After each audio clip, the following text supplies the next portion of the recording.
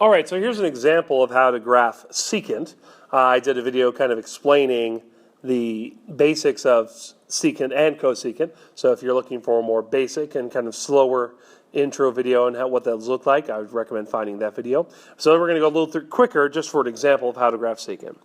So what I like to do is I graph the reciprocal of secant first, cosine, and that will give me my references on where I'm supposed to graph this. Notice the instructions say 2 cycles, so I'm graphing 2 cycles of cosine, which if I look for where I identify, that would be from 0 to 720 in degrees.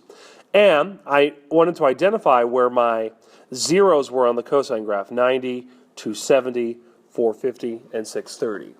And the reason why I'm identifying where there's zeros is because if I take the reciprocal of cosine, that would mean secant is undefined. So I put the zeros there to mark where my graph is undefined, so I can put asymptotes, and then it makes graphing secant rather easy because I just put u's in between each of the asymptotes, again facing the opposite way of the u that's inside those asymptotes.